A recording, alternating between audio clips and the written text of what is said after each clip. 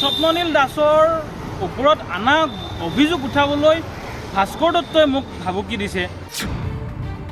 তেতিয়া লগালগে তেওঁ মোক এটা বেয়া শব্দ উচ্চাৰণ কৰি মোক গালি পাৰি পেলাই কৈছে, তই কিয় পুলিচৰ আগত আৰু মিডিয়াৰ আগত মোৰ নাম লৈছ। ভাস্কৰ দত্তই মোক হোৱাটছআপত অডিঅ' কলত ক'লে আৰু সেই লৈ মই এজাহাৰ দিম বুলি এফআইআৰ দিম বুলি ওলাই আহিছোঁ। কাৰণ ভাস্কৰ দত্ত স্বপ্ননীল দাসৰ এই স্কেমটোত জড়িত আছে বুলি মই প্ৰথমৰ পৰা কৈ আছোঁ। মই যেতিয়া স্বপ্ননীল দাসৰ বিৰুদ্ধে অভিযোগটো আনিলোঁ তেতিয়া মই ভাস্কৰ দত্তৰ নামটোও লৈছিলোঁ।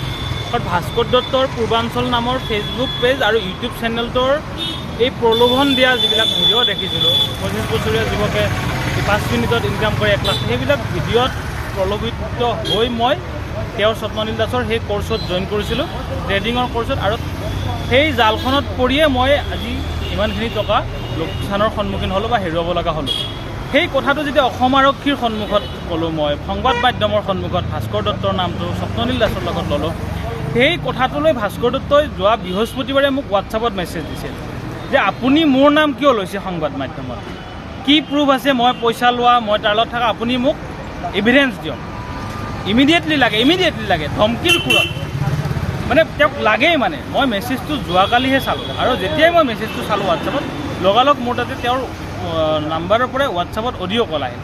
তেতিয়া লগালগে তেওঁ মোক এটা বেয়া শব্দ উচ্চাৰণ কৰি মোক গালি পাৰি পেলাই কৈছে, তই কিয় পুলিচৰ আগত আৰু মিডিয়াৰ আগত মোৰ নাম লৈছ, তই ভৱিষ্যতেও আৰু মোৰ নাম নল'বি আৰু স্বপ্ননীল দাসৰ ওপৰত আনা অভিযোগ প্ৰত্যাহাৰ কৰ ইমিডিয়েটলি, যদি নকৰা তোক ৰাস্তাত আগচি ধৰি মই হত্যা কৰিম তোক।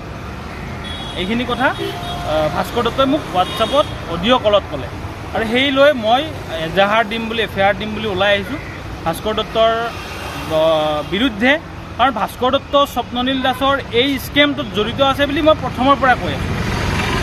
আৰু এটা কথা, অসম আৰক্ষীয়ে কিছুদিন আগত মানে অসম চৰকাৰৰ শিক্ষা বিভাগৰ কৰ্মচাৰী শিক্ষক আছাম জেট নামৰ ইউটিউব চেনেল বা ফেচবুক পেজৰ মালিক এজনক এনেকুৱা ট্ৰেডিঙৰ এপৰ প্ৰমোশ্যন কৰাৰ কথা লৈ তেওঁক নিলম্বন কৰিছিলে আৰু বীৰাংগনাৰ পুহি নামৰ এটা চেনেলৰ অ'নাৰ ছোৱালী এজনীকো নিলম্বন কৰিছিল।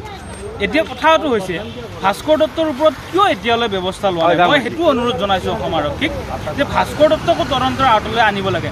এই ট্ৰেডিং কেলেংকাৰীৰ যিটো অভিযোগ মই কৰিছিলোঁ বা ওলাই আছে সংবাদ মাধ্যম, আৰু দ্বিতীয়তে মই যে এফআইআৰ দিম, মোক যে তেওঁ থ্ৰেটেনিং দিছে, ভাবুকি দিছে, হত্যা কৰিম বুলি ভাবুকি দিছে, গোচৰ উঠাবলৈ ভাবুকি দিছে, স্বপ্ননীল দাসৰ ওপৰত আনা অভিযোগ উঠাবলৈ ভাস্কৰ দত্তই মোক ভাবুকি দিছে, নিশ্চয় জড়িত আছে।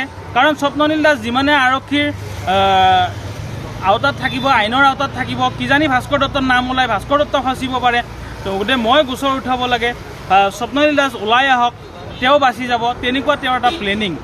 মই অনুৰোধ জনাইছোঁ, মই এফআইআৰ দিম, তাৰপিছত ব্যৱস্থা ল'ব লাগে বুলি মই অনুৰোধ জনাইছোঁ। ভাস্কৰ দত্তক গ্ৰেপ্তাৰ কৰিব লাগে, এওঁক সোধা পোছা কৰিব লাগে, এওঁৰ পৰা আৰু তথ্য পোহৰলৈ আহিব বুলি মই আশা কৰিছোঁ।